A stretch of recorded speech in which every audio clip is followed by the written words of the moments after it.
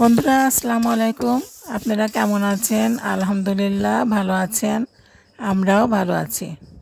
দূরেও কাছে যে যেখান থেকে আমার ভিডিওটি দেখছেন সবাইকে আমার আন্তরিক প্রীতি ও শুভেচ্ছা জানিয়ে আমি নতুন একটি রান্নার ভিডিও শুরু করছি। বন্ধুরা, গরুর কলিজা দিয়ে আমি মুগের ডালটা রান্না করেছি।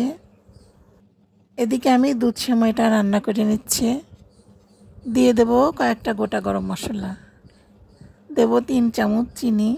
চিনি দিয়ে দুধটা আমি ভালো করে নেড়ে চেড়ে দেব সামান্য একটু লবণ, কিছু ঘি দিয়ে সেমাইটা উতলে আমি নামিয়ে নেব। তেলটা গরম হয়ে গেলে দিয়ে দেব কিছু গোটা গরম মশলা, পেঁয়াজ কুচি দিয়ে সুন্দর করে নেড়ে চেড়ে গোলাপি করে নেব। দিয়ে দেব পেঁয়াজ রসুন আদা জিরা বাটা, হলুদের গুঁড়া মরিচের গুঁড়া লবণ দিয়ে আমি সুন্দর করে সব মশলা একসঙ্গে কষিয়ে নেব। সামান্য পানি দিয়ে মশলাগুলো আমি ভালো করে কষিয়ে নেব। এখন ডিমগুলো দিয়ে দেব। ডিম দিয়ে নেড়েচেড়ে একটু পানি দিয়ে দেব যাতে মশলাগুলো গায়ের সাথে মাখা হয়ে যায়। বন্ধুরা, আমার ডিম রান্নাটা হয়ে গেছে। এখন আমি ডিমগুলো উঠিয়ে নেব।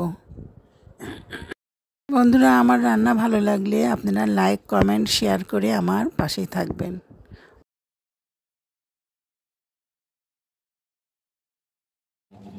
গরুর মাংসটা আমি 1 ঘন্টা আগে সুন্দর করে সব মশলা দিয়ে মাখিয়ে রেখেছিলাম। এখন কিছু কাটা পেঁয়াজ রসুন, কয়েকটা তেজপাতা, কিছু গোটা গরম মশলা দিয়ে মাংসটা আমি কষিয়ে নেব।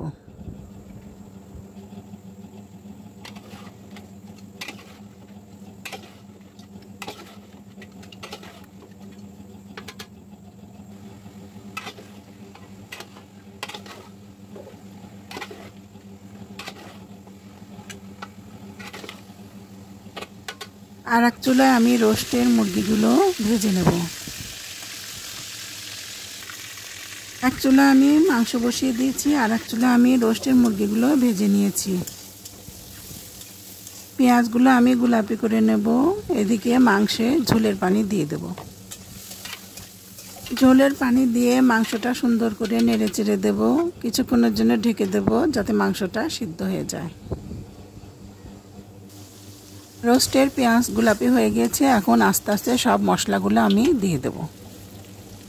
রোস্টের মশলার জন্য আমি দিয়েছি পেঁয়াজ বাটা, রসুন বাটা, আদা বাটা, জিরা বাটা, পোস্তদানা, কাজু বাদাম, পেস্তা বাদাম, টক দই, আলু বোখারা, টমেটো সস, সব মশলা দিয়ে সুন্দর করে নেড়ে চেড়ে মশলা থেকে যখন তেল ফুটে বের হয়েছে তখন আমি মাংসগুলো দিয়ে নেড়ে চেড়ে সুন্দর করে কষিয়ে নেব।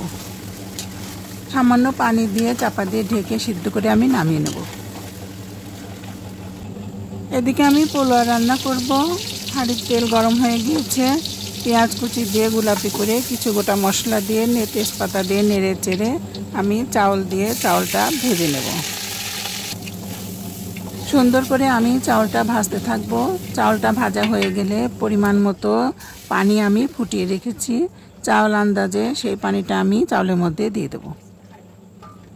এই চাউলের মধ্যেই সব মশলা দিয়ে দেব। আদা বাটা, জিরা বাটা, পোস্তদানা, কাজু বাদাম বাটা দিয়ে কিছু কাঁচামরিচ দিয়ে লবণ দিয়ে আমি চাউলটা উতলিয়ে নেব। কিছুক্ষণ ঢাকা দিয়ে আমি রান্না করে নেব।